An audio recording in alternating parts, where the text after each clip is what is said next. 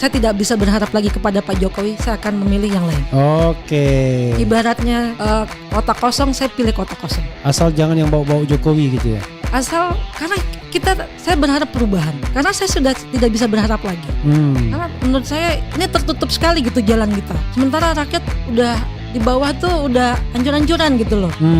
Coba bayangkan ini kerusakan yang terjadi di sistem kesehatan kalau tidak segera diperbaiki. Mungkin nggak satu generasi kita masih bisa memperbaiki. Mungkin butuh beberapa generasi.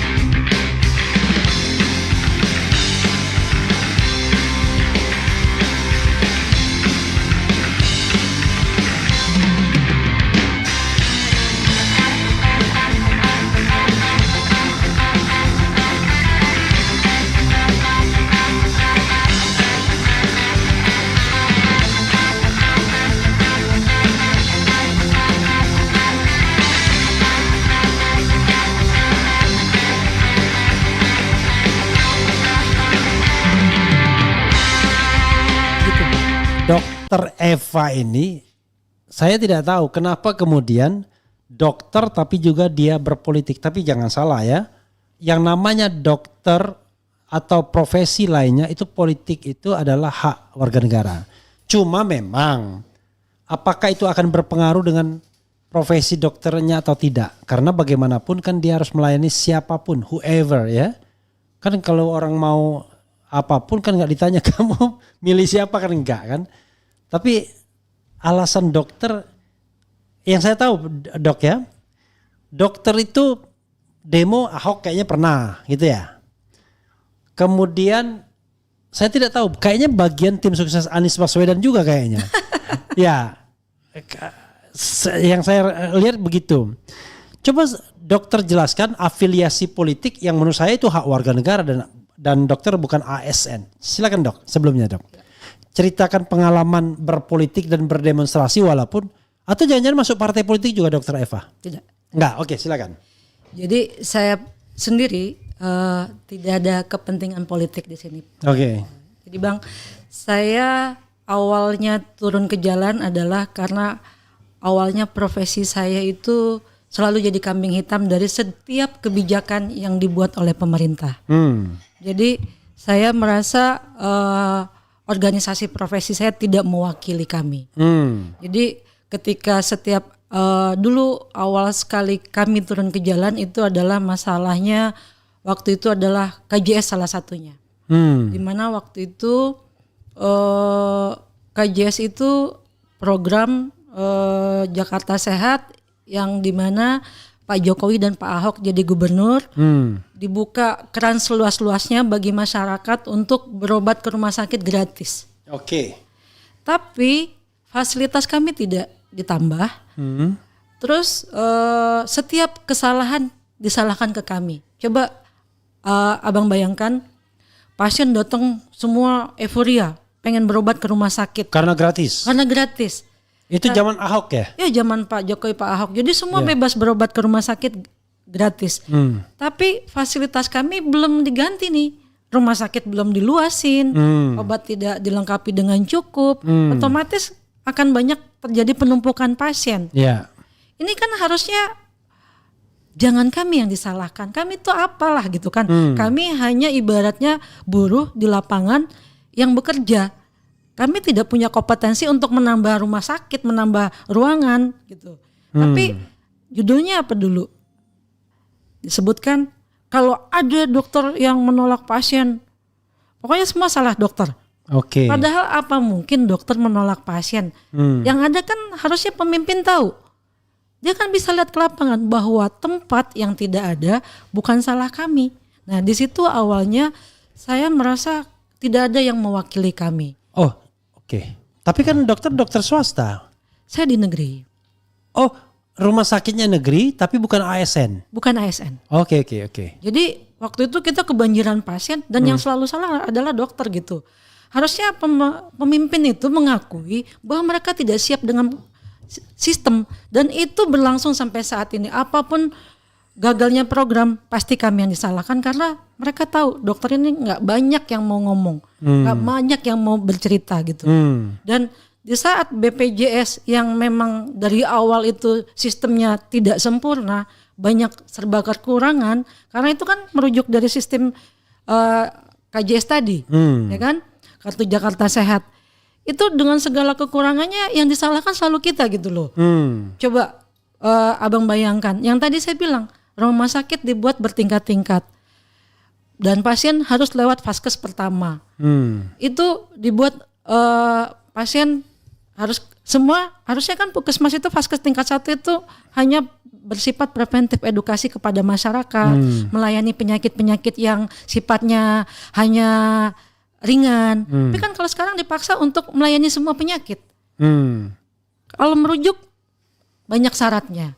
Itu yang mempersulit siapa bang? Apa dokter puskesmasnya? Apa vaskes tingkat 1-nya? Kan bukan sistem yang dibuat. Kemudian dikirim lagi ke tipe misalnya C atau D. Padahal sudah jelas pasien ini kayak kanker yang harus langsung ke rumah sakit tipe A. Ini kan kalau dulu kan enggak bang. Kalau pasien sakit kanker ke puskesmas ya udah langsung ada di mana dokternya, yang langsung dikirim ke sana. Baik baik Gakin dulu ya, surat keterangan, baik masyarakat miskin, baik jam sostek, baik askes dulu bang, itu kayak gitu. Jadi pasien itu tidak berlama-lama gitu loh. Sekarang kan coba rujukan dari puskesmas dulu ke tipe C dulu, baru ke tipe B, baru bertingkat. ke A, bertingkat, dan pasien harus dibawa bang. Bayangkan. Dan ini kami sebagai dokter ngeliatnya juga gimana ya bang ya. Pasien itu kalau ketemu saya 1 minggu baru bisa ketemu lagi. Bahkan penyakit kronik 1 bulan baru ketemu dokter lagi. Itu kan salah siapa itu kan gitu? problemnya ya, banyak problem. Lalu kemudian tiba-tiba demo Ahok tuh gimana? Dulu kita tuh geruduk. Karena waktu zaman Pak Ahok itu kita nggak dibayar bang. KJS itu 7 bulan berjalan, jor-joran seperti itu nggak dibayar. Hampir rumah sakit kita tuh bangkrut. Itu awalnya. Tapi saya bukan personal Pak Ahok waktu itu ya. Tapi Pak Jokowi bayar. Dan dia ternyata nggak tahu. Begitu kita sudah geruduk. Nggak, maksudnya kan gubernurnya kan Jokowi. Iya. Wakilnya kita kan Ahok. ketemunya Pak Ahok dulu. Ketemunya Pak Ahok. Berkali-kali akhirnya kita berhasil ketemu Pak Jokowi dan Pak Jokowi baru tahu dan baru dibayar. Nah, itu banyak statement-statement di media itu Pak Ahok yang ngomong. Yang lebih banyak Pak Ahok yang bilang dokter ini dokter gini. Selalu salah kami gitu. Dan pas BPJS ini kami yang paham sekali, kebetulan Prof. Hasbullah Tabrani itu kan induknya, istilahnya bidannya yang paham. Guru-guru kami itu paham masalah BPJS yang belum layak dijalankan dan dipaksakan jalan tahun awal 2014, dan kami mengingatkan gitu loh bahwa ini bermasalah gitu. Dan terbukti sampai hari ini itu kan pembayaran tiap pasien itu pakai paket Inacibijis yang dibuat tahun 2013-an. Itu berdasarkan data-data mungkin 4 tahun sebelumnya. Itu harga yang dipakai untuk paket-paket penyakit orang bang. Dan harga itu berapa kali naik sih sampai sekarang? Ini udah berapa tahun gitu loh. Dan coba bang bayangin dengan harga yang mungkin tahun 2010-an, di harga apa nggak di bawah gitu loh. Bagaimana kita bisa bermutu kalau biayanya dikendalikan seminimal mungkin? Akhirnya bisa di bawah itu kan. Pelayanan jadinya tidak maksimal. Sementara kita kalau minta duit ke pasien nggak bisa. Dan kenapa saya sampai turun-turun ke jalan, sampai mungkin turun ke jalan dalam konteks tadi ya, geruduk tadi ya. Kenapa saya sampai kesannya, saya mendukung presiden yang lain gitu. Bukan saya anti Pak Jokowi, tapi kami sudah bersuara ke beliau berkali kami.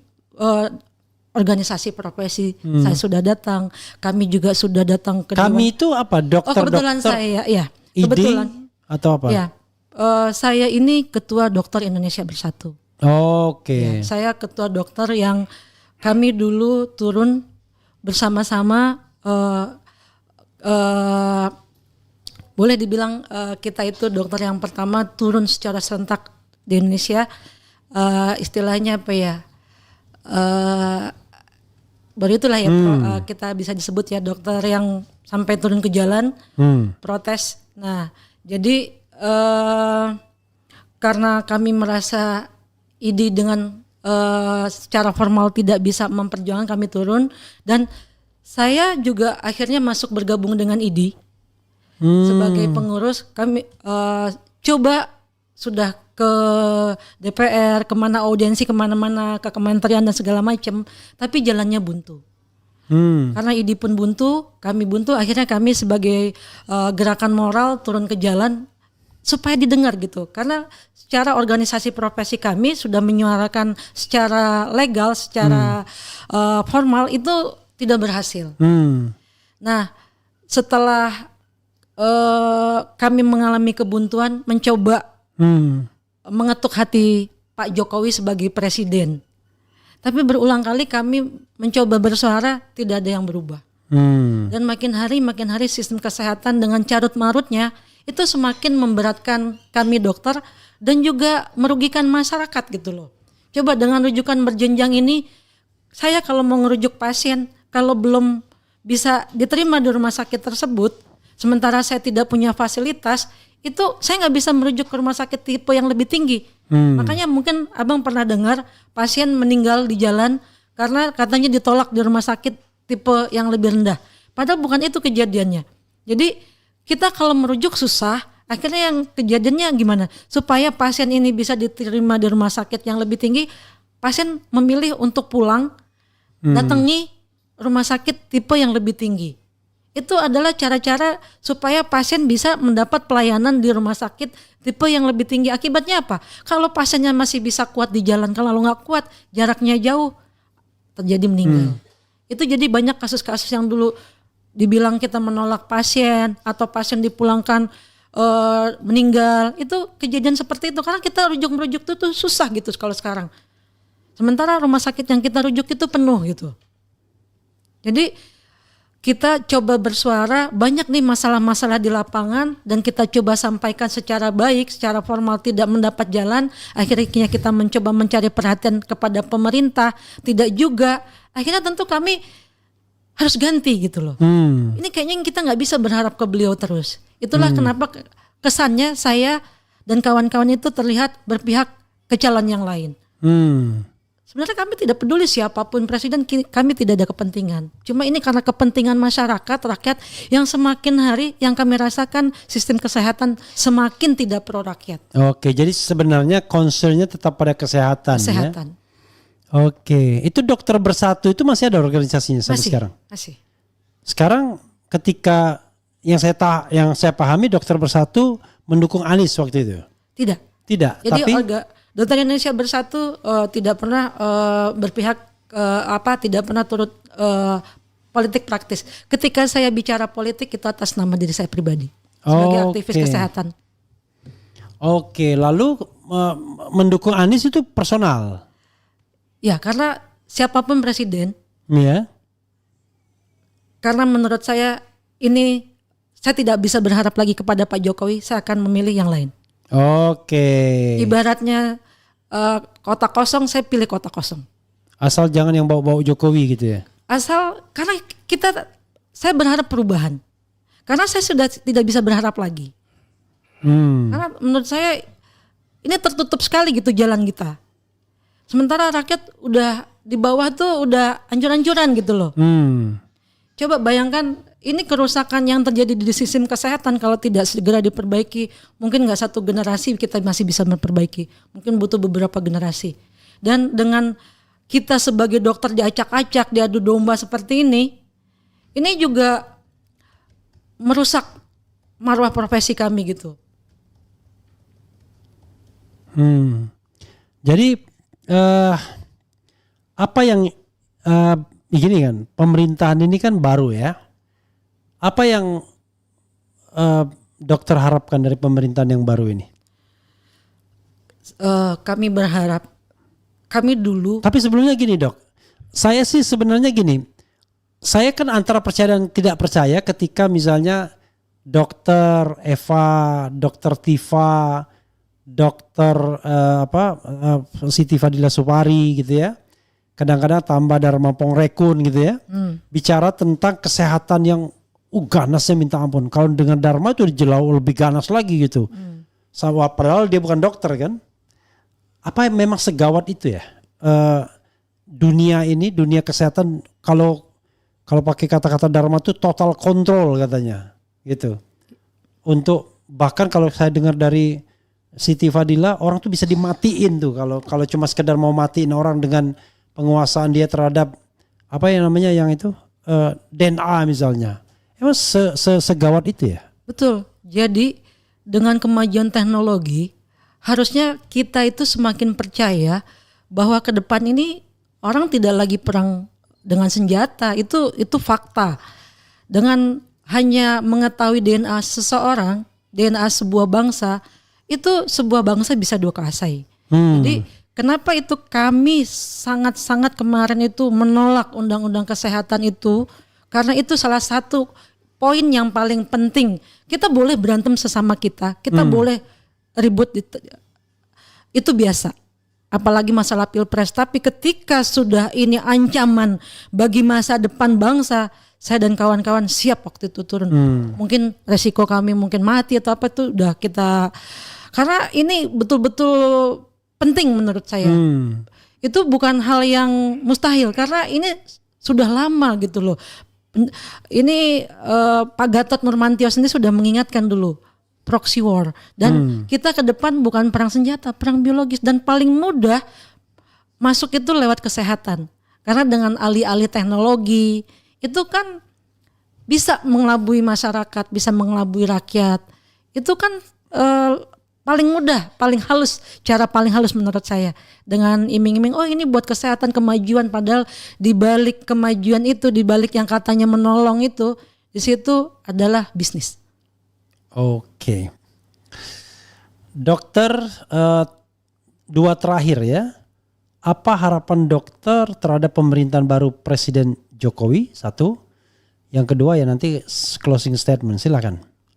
Atau jangan-jangan dokter nggak bisa berharap lagi.